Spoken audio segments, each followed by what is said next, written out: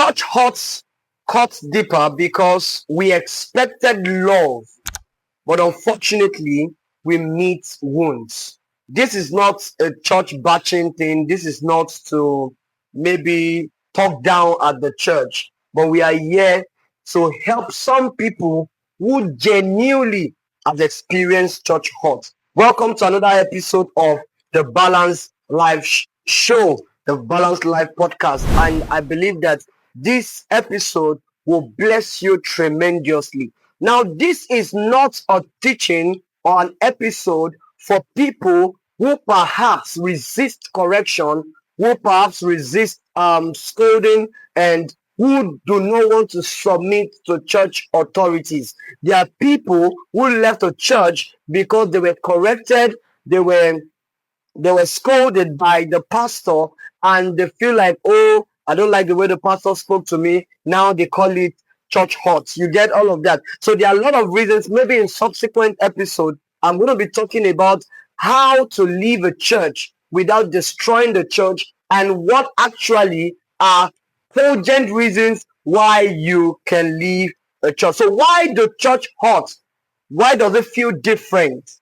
Now, let's be realistic here. A lot of people have genuinely been hurt, but we have people who work in places and they're being offended by their bosses, by people in their workplace, but they still have to remain in that organization. Now, situations surrounding this may vary, and that is what we are going to be looking at. Church hurt is a wound of the soul. It is not just about the emotion, it's about the soul, because you trusted spiritually, not emotionally. You leaned on the church because, oh, the person there is your pastor, is a man of God. Oh, this person is supposed to lead you in the way of the Lord. Now, the pain came from people who were representing God. There are many people that have been hurt by people who were supposed to represent God. There are some people that were genuinely hurt by people who were supposed to be God's oracle. Imagine a member that was sexually assaulted by a pastor. Imagine a member that was raped by a pastor. Imagine imagine this happening. These things happen, and many people, they are down, they are depressed, and some people have left the church because of this. But this has caused a lot of confusion about God, not just the people. So we have people that feel like, really, for God to be moving with this kind of person, despite what they've done to people, after several track records of assault and rape, and still the lot still happening. Is this how God really moved? Now, Psalms chapter 55, verses 12 to 14, gave us an account of David speaking. He said, if it was an enemy that did magnify himself against me, I would have hidden myself from him. But it was you, my companion. We saw that Jesus himself was betrayed by the people he came to die for. He was betrayed by the people that he loved the most. He was denied by Judas. He was betrayed by Judas. He was denied by Peter. So why is it that this thought is more deeper than the word hurt? Because people talk, and sometimes we are being insensitive to the people who have genuinely experienced this hurt. Now, there's an expectation of safety. The church is supposed to be a safe place where people come and they are vulnerable, and their vulnerability is not being taken advantage of. You don't take advantage of their vulnerability. This is why it hurts most, because you were looking for a safe space, because you were looking for a place where you can worship, where you can pour out your heart to God, but yet you found another thing there. Imagine people who come to church, and let's say they've had terrible past in the church, and they come to church, and out of excitement they share their testimony. Oh, I've been this, I've been that, I've committed a lot of abortion, I've been into drugs, I've been into this, and suddenly that was used against them. Suddenly A lot of people begin to throw these things at them, begin to rub this at them. They became the gossip and they feel the hurt that, oh, I thought I could be vulnerable here. I thought I could express myself. I thought this is a place of safety. Another reason why this hurt is because spiritual authorities are involved. Imagine somebody who was molested by a pastor, molested by a church leader, molested by somebody who is supposed to guide maybe an head of department or the pastor himself or the assistant pastor and all of these. And they feel like the person who is supposed to shine the light is now causing more problem to the sheep. This is one of the reasons why it really hurts really, really deeper. Now, the sacred space have been violated. A place where it's supposed to be holy has been violated. A lot of people, you hear stories of people that were raped even in the pastor's office. Now, I'm not saying it to downplay pastors. At the same time, even as a pastor, we don't deny that some of these things, they happen. There are many people that have been victims. We see them all over everywhere. We see some of them who have taken up they've taken up the courage to speak out, to talk on social media. Some have been interviewed. Some we know them. Some will know them. And also the shame of speaking up. There's this shame of, oh, if I speak up, what will people say about me?